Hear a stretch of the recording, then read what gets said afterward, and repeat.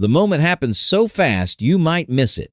Your child walks through the door and something in your stomach shifts. It isn't panic, it's more like the distant sound of a heavy vault door clicking shut somewhere deep inside your home. They're still talking to you, of course. They mention the math test, the drama at lunch, or what someone said on social media. But you aren't getting the truth. You're getting the PG-rated highlight reel, meticulously edited for parental consumption and approved for your peace of mind. The real stuff? The stuff that's actually shaping who they are? Your child has decided you are no longer on the need-to-know list. And here at Broken Trust Explained, we need to talk about why that list was created in the first place. It's rarely because they don't love you. It's because of how the room felt the last time they dared to be honest. There are 5 ordinary, seemingly mundane moments that decide whether your kid brings you the unfiltered version of their life or the one that's been scrubbed clean. End quote. Think about the sorting system. While you see a normal Tuesday, your teenager is performing a live audit. They are the gatekeepers of their own reality, and they've realized that access is strictly optional. Researchers Staten and Kerr spent years studying why some parents are let into the inner circle while others are kept at the gates. The answer wasn't about who checked the most phones or who asked the most dinner table questions. In fact, surveillance predicted almost nothing. The parents who knew the most were the ones whose children chose to tell them things voluntarily. They shared because the ROI on honesty was high.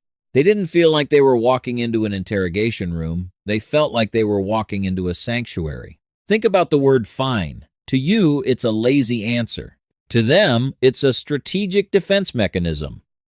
On one level, fine is a whole day compressed into a single, weightless word. On a deeper level, it's a calculation. Telling you the full story would require them to manage your anxiety on top of their own, and they simply don't have the bandwidth for both. So they say fine, and the risk is avoided. The system works exactly as they designed it. The data is haunting. 78% of students will walk into a counselor's office with a mental health concern before they walk into their own parents' living room. If you feel like that statistic doesn't apply to your house, look closer at the AP Notes folder on their laptop or the Discord server they're always on. That's where the real life is happening. They go there because they know exactly how you'd react, and they can't carry your reaction on top of the burden they're already lugging around. But here is the most important part. The system is still running tests on you. They haven't stopped telling you things because they've run out of words. They've just started using scouts. That casual mention of a friend's bad decision, that's a test. They are checking the temperature to see if you can handle the heat. If you want the door to open again, you have to stop being a detective and start being a steady anchor. Stop the rapid-fire questioning. Sit in the silence. When something uncomfortable lands, ask one question. How did that land for you? And then let the silence do the work. The door doesn't open because you demand it. It opens when they decide it's finally safe to let you in. Nobody tells you when they hand you that newborn baby that one day access to their life becomes optional. But for many of you watching this, that day has already arrived. You're being ghosted in your own home. You think you're a great parent because you provide, you protect, and you ask questions. But your teenager has turned into a master of the controlled disclosure. They give you just enough information to keep you quiet, while the real version of their life, the heartbreaks, the identity crises, the late-night fears is being shared with strangers on Reddit or a nameless voice on a headset. Why? Because you've become a liability. Every time you reacted with visible disappointment, every time you jumped straight into fix-it mode, and every time you used a past confession as ammunition in a later argument, you updated their security settings. At Broken Trust Explained, we call this the parental reaction tax. If telling you the truth costs too much emotional energy, they simply won't buy in anymore. The 78% statistic isn't just a number. It's a map of the hallway in your house. It represents the distance between your bedroom and theirs. You might know about their grades and their roommates, but do you know what keeps them up at 2 a.m.? If the answer is no, it's not because they're secretive by nature, it's because you haven't made it safe to be known. The path back isn't a big talk. Those are terrifying for kids.